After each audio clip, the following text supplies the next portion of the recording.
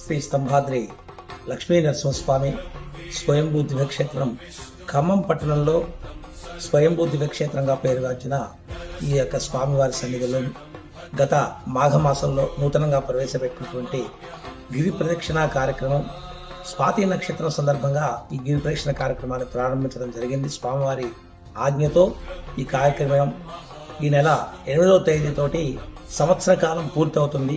ఈ 12 మాసాలు కూడా ఈ గిరి ప్రదక్షిణ కార్యక్రమంలో ఖమ్మం పట్టణంలో భక్తులే కాకుండా చుట్టుపక్కల ఉన్నటువంటి భక్తులు కూడా 1,00,000 మంది వరకు కూడా ఈ సంవత్సర కాలంలో పాల్గొన్నట్టుగా భక్తులు తెలియజేయడం చాలా సంతోషకరం.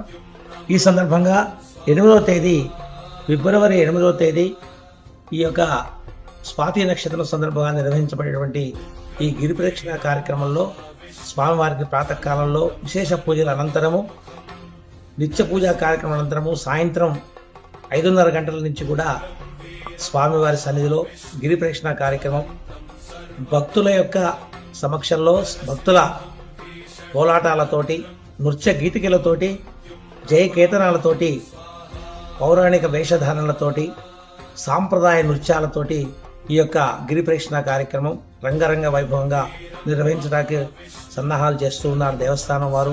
భక్తులంతా కూడా చాలా ఉత్సాహంగా ఈ కార్యక్రమంలో పాల్గొనడానికి భక్తులందరూ ఏర్పాట్లు చేస్తున్నారు భక్తులు రావడానికి. కావున ఈ యొక్క కార్యక్రమంలో భక్తులంతా కూడా అధిక సంఖ్యలో పాల్గొనండి. ఈ గిరి ప్రదక్షిణ అనంతరము స్వామివారికి స్వాతి నక్షత్ర జ్యోతి దర్శనం ఉంటుంది. అందరికి కూడా దర్శనం చేసుకున్నట్లయితే స్వాతి నక్షత్ర జ్యోతి దర్శనం చేసుకున్నట్లయితే భక్తుల యొక్క ఖ్యాతి పెరుగుతుందని భక్తుల నమ్మకం. అదేవిధంగా ఈ యొక్క జ్యోతి నక్షత్ర జ్యోతి దర్శన అనంతరము స్వామివారికి ఈ సంవత్సర కాలం పూర్తయిన సందర్భంగా దర్బార్ సేవ కార్యక్రమాన్ని ఏర్పాటు చేయడం జరిగింది. దీని ప్రత్యేకత ఏంటంటే స్వామివారిని కళ్యాణ మండపంలో స్వామివారిని దర్బార్లో ఏర్పాటు చేసి అక్కడ విశేష అర్చనా కార్యక్రమాలు చేసి ఆ తదుపరి స్వామివారికి 12 రకాల హారతుల్ని ఇవ్వటం జరుగుతుంది.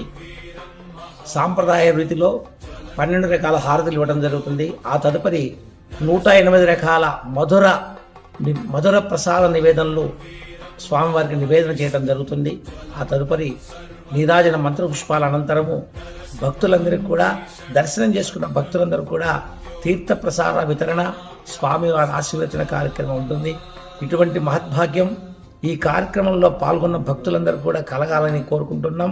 భక్తులంతా కూడా ఈ యొక్క వార్షికోత్సవంగా చేస్తున్నటువంటి ఈ 12వ నెల ఈ 8వ తేదీ ఆదివారం స్వామివారికి ఇష్టమైన